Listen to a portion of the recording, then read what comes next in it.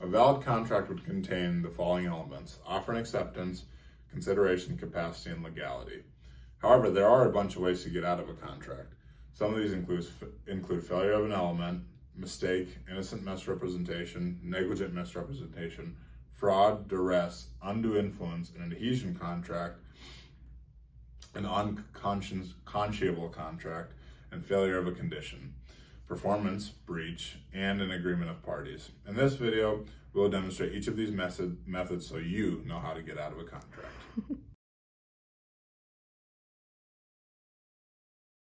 So the first way to get out of a contract is having an element lacking. This means that at least one of the elements in the contract is not present. Buy this cocaine in a bottle? I sure do. Oh yeah. This contract would be lacking the element of legality.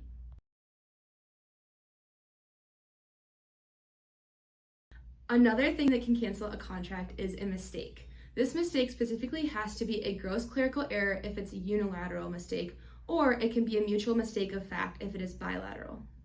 The keys to your new Jaguar. Why would I need keys for a jungle cat? The car, not the cat, idiot.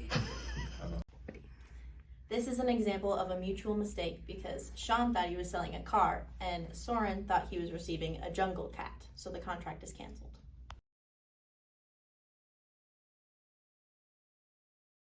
Misrepresentation can also cancel a contract, and this can happen in a couple different ways. The first of which is fraud, which includes the intention to deceive and a justifiable reliance on that statement. Oh, Soren, would you like a really good number 2 pencil I here? would love a pencil. Alrighty.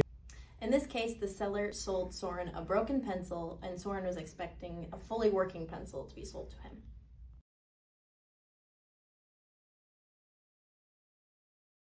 Another type of misrepresentation is negligence, which is reckless disregard. Here, you like this really nice pencil. Yeah, does the pencil work good? Oh yes, it works great. The eraser actually was tried in the U.S. military to erase its opponents, so it definitely is a great number 2 pencil. Wow. In this case, Sean focused on the eraser working on the pencil, but even though the point of the pencil was not working.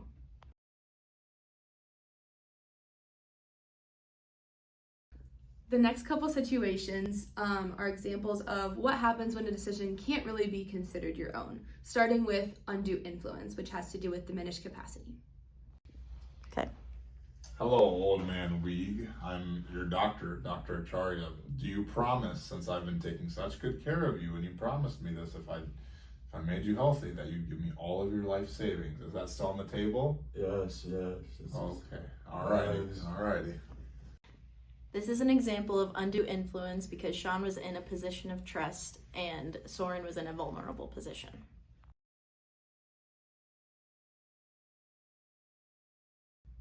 Duress is a situation that comes from an excessive use of force or extortion and blackmail. Type in your credit card information now. Okay. This is an example of duress because Sean was inflicting violence and force upon Soren to sign the contract.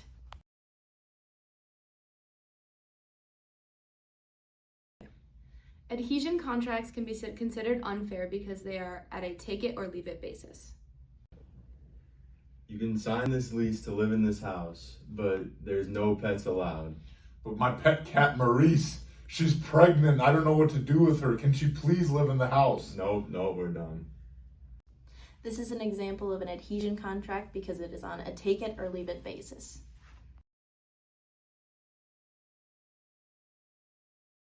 A contract is considered unconscionable when it is so one-sided that it is considered patently unfair. I'll give you your $5,000, but you're gonna have to pay me 500% interest. Okay, please, anything for the money, thank you. The high interest rates in this contract make it so unfair that it is considered to be an unconscionable contract.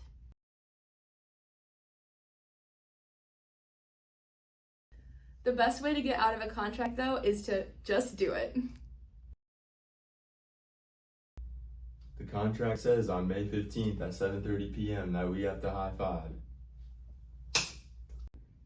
This is an example of full performance of the contract, which would get you out of it.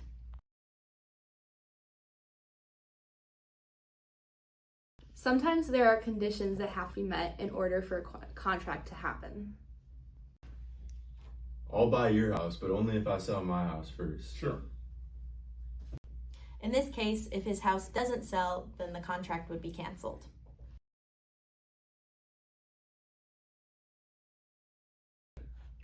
When one party breaches a contract, the other party has an option to terminate the contract as well as receive damages from them.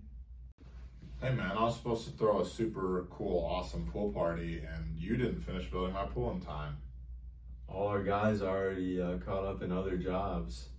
Well, looks like I'm gonna have to terminate the contract, man. I'm sorry. In this case, Soren materially breached the contract, which allows Sean to terminate the contract completely.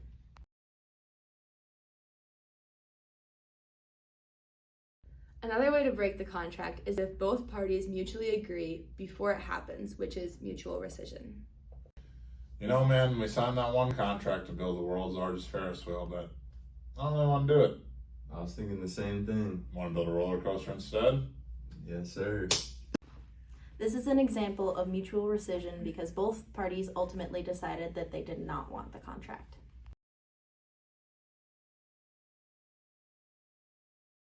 Sometimes the law steps in and will cancel the contract itself. This happens when there is bankruptcy, impossibility, impracticality, statute of limitation, or frustration of purpose. I'm so excited to watch King George's coronation. I booked this premium room just to be able to watch the parade. Bro, he died. You should probably get your money back. No! This is an example of frustration of purpose because the contract has become valueless.